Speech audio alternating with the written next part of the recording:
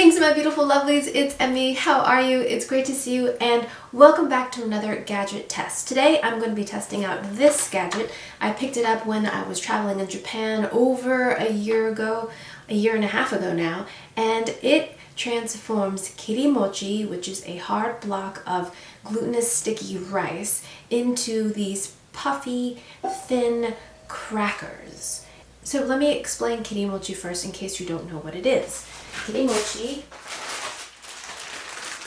is this, and inside you have individually wrapped blocks of mochi. So mochi is glutinous or sticky rice that has been pounded so it develops this really great elastic sticky texture, and this has been kind of cooled and dried and cut. And you can reheat this type of mochi in an air fryer is my favorite way, or on a grill, or in an oven. And as the mochi heats up, or the sticky rice heats up, it expands and puffs up, and then it develops this really lovely toasty crust on the outside, so that when you bite it you get this crunch and you get this really great kind of almost mozzarella-like pull. It doesn't taste like cheese at all, it just tastes like plain rice. You can have it sweet with a little bit of sugar or kinko powder on top, which is toasted soy flour, or my favorite way to have it is savory. I love dipping it in soy sauce and wrapping it in nori and having it like that. It's just one of my favorite snacks. If you want to learn more about mochi, I'll put a link down below to my homemade mochi video. So much fun. I used a mochi maker to make homemade mochi and my own kirimochi as well. Very fun video. I picked this up in a department store called Loft. Incredible place. Once travel restrictions are lifted, definitely check out Loft if you are in Japan, because you'll spend hours there. So many fascinating things, including this great gadget. Well, I don't know if it's great yet. We're going to test it to see. This is made by Akebono Mochi Labo. Be warning, we have instructions. And here is the gadget itself. It looks like there's a little tool. The build quality looks very nice. So we slide this out, and this is where we put the mochi. See, it's spring-loaded. There's the blade itself. Looks like it has a serrated edge. This is a cutting tool. It has actually a very sharp edge to it. On this side it's scooped. It looks almost like a gouge that you would use for lathe work. So here's the kirimochi. It looks a lot like an eraser. This kirimochi brand happens to score their mochi. You see that? So you can break the block up into 4 pieces. So all we have to do is pull this part out. We place the mochi in here. See how it's spring-loaded? That's going to give us enough pressure against the blade to slice it. Then we replace the drawer. Look at that. So cool. Slide it in there. And now we're loaded. We just press this down and the block will push against that blade, giving us a paper-thin slice of mochi. It says 1 millimeter. Alrighty, let's give it a try. Here we go. Oh my gosh. It slices beautifully, just butterily smooth. Oh my gosh. And because my mochi is scored already, it's giving me these little rectangles. Oh my god, look at that. It's so thin. This is a pleasure to use. Okay, let me zoom in on this so you can see this up close. We lift this back up.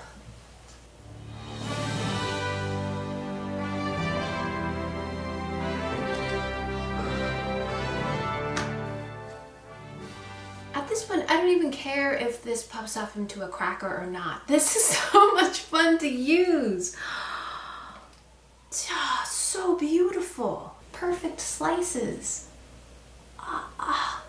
I'm just gonna be slicing mochi all day. Sorry, I'm busy.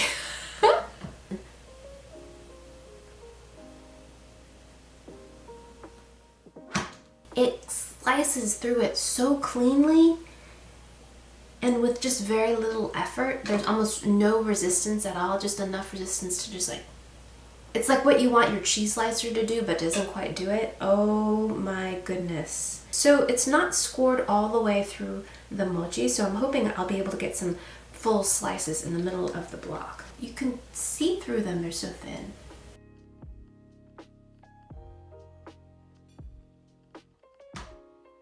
It's like a paper feed, like out of a printer. It's like meh, meh, So we can use the provided tool here to now cut our mochi into shapes.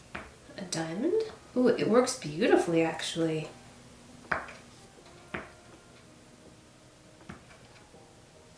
Little diamond. We can make like a clover using the other side.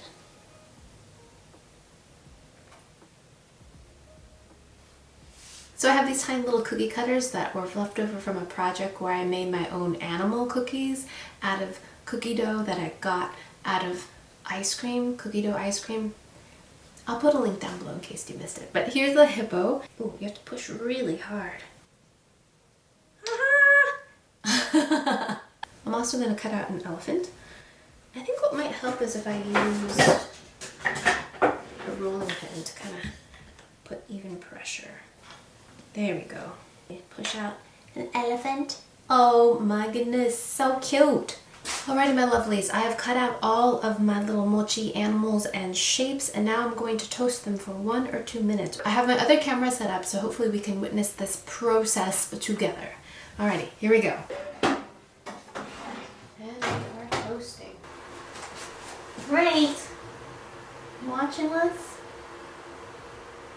Nothing's happening. That's one thing I don't like about this oven. The light doesn't stay on. I want it to just stay on until I tell you to go off, you know? It thinks it's so smart. Yes, yes. Stars starting to pop up. Yep, yep. Yes, this is happening. Puffing, puffing, inflating. Oh, stop, my horse is inflating. Yes, can you see that? It's so happening. My elephants are puffing. So cool. Yes, yes, yes, yes, yes, yes, yes.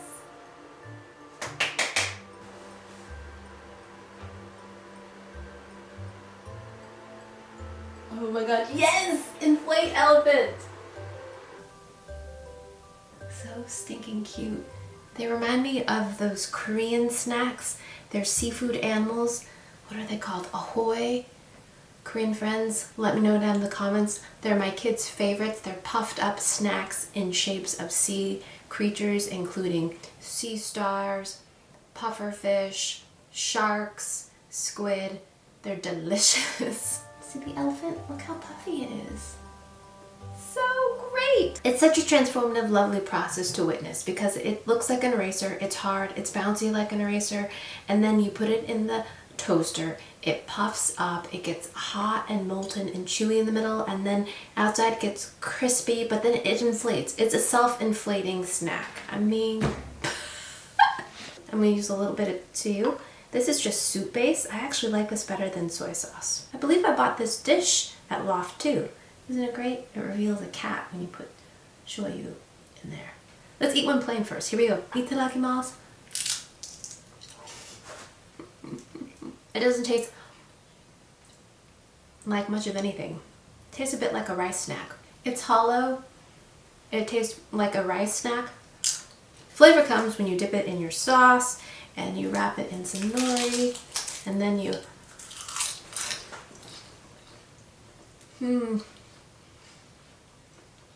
so good. When you have it like that, it tastes like those Japanese rice snacks, like the arare. Yes, this is a very similar flavor profile. The texture's a little bit different. That one puffed up beautifully. So the kirimochi slicer absolutely delivers on its promise. It slices the mochi beautifully, evenly.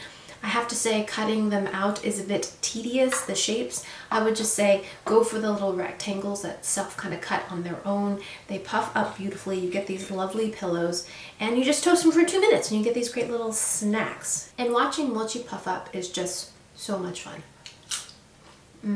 Alrighty my lovelies, thanks so much for watching. Be sure to check out my new website I just launched. I have printable recipes and instructions. I have gotten so many requests for it. Also, I have a recipe converter on there as well. It converts from metric to US amounts, so very, very handy indeed. So check that out and thanks for watching. I hope you enjoyed that one. I hope you learned something. Please share this video with your friends. Follow me on social media, like this video, subscribe, and I shall see you in the next one.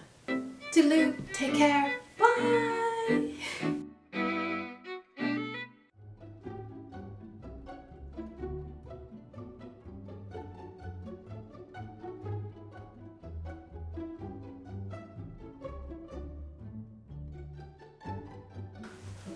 Nope. Okay. Ready? Nope. Elephant.